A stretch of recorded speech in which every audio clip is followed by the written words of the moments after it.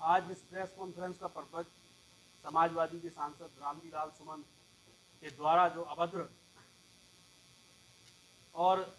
बेतुका बयान उन्होंने सांसद में हमारे क्षत्रिय कुल के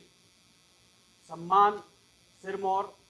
और जिनकी प्रेरणादायक कहानियों को सुन के हम आज तक अपने जीवन में अपने आप को संतुलित रखते हैं, अपने देश का लिए समर्पण भाव रखते हैं, उनके लिए एक अभद्र टिप्पणी एक अभद्र व्यक्ति ने की है। उन व्यक्ति को ये सोचना चाहिए, समझना चाहिए।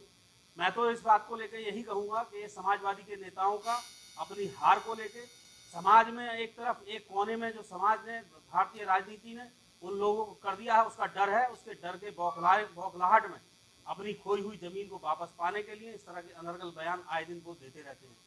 उन्हें समझना चाहिए, राणा सांगा हमारे देश के लिए मुगल आक्रांताओं से लड़ते रहे, 80 घाव खाए, एक आंख गवाई, एक हाथ गंवाया, मगर फिर भी युद्ध के मैदान में डटे रहे, लड़ते रहे, अंतिम सांस तक लड़ते रहे।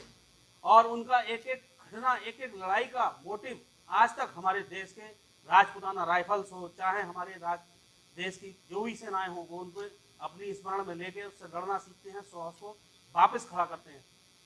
मैं तो यही कहूँगा कि समाजवादी के इन नेताओं को, ऐसे नेता जो ये कहते हैं कि जो आतंकवादी नौजवान के देश के भटके नौजवान जो लड़कियों को उसमें बरगलाते हैं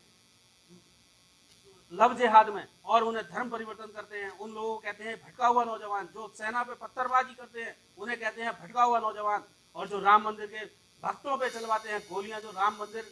जाने वाले, जो मंदिर जाने वाले नौजवानों को कहते हैं कि ये लड़कियां छेड़ते हैं। जो ये अखलाक जैसे लोगों को जो गाय खाने पे उन्हें लखनऊ बुला के इनाम देते हैं, तो इन लोगों से और क्या उम्मीद करी जा सकती है। मगर मैं देश के मुखिया, हमारे प्रधानमंत्री, हमारे उत्तर प्रदेश के मुखिया माननीय योगी जी से अपील करूंगा कि हमारे राणा सांगा जैसे महाबलिदानी, महाशिरोमणि और हमारी राजपुताना जाति जिसने 565 रियासतें, जिसने 1400 से ज्यादा किले, जिसने 1,40,000 हेक्टेयर से ज्यादा जमीन इस देश को एकत्र करने के लिए सरदार वल्लभ भाई पटेल के एक बार के आह्वान को करने के लिए एक बार के आह्वान पर दान कर दी। हमारा इतिहास रहा राजपूतों का, चाहे राजस्थान से ले लो, कश्मीर से ले लो, कर्नाटका से लो, केरला से लो, कश्मीर से लेकर कन्याकुमारी तक सनातन धर्म के लिए चाहे कोई जाति रही हो, ये नहीं देखा कौन सी जाति है। मगर जब मुगलों ने आक्रमण किया, लड़े भिड़े और आजीवन अंतिम सांस, चाहे रानी पद्मावती का जौहर हो,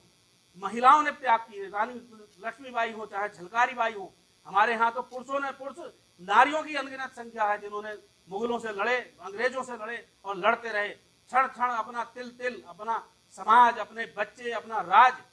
क्या सब कुछ बलिदान कर दिया। ये समाजवादी लोग ये क्या बलिदान करेंगे जो कुर्सी के लिए नीचता की इस हद तक गिर जाते हैं कि राष्ट्र के इतने बड़े नायक राणा सांगा, जिनकी परछाई, जिनके घोड़े की, मैं तो ये कहता हूँ घोड़े की लीद के बराबर भी ये लोग नहीं है।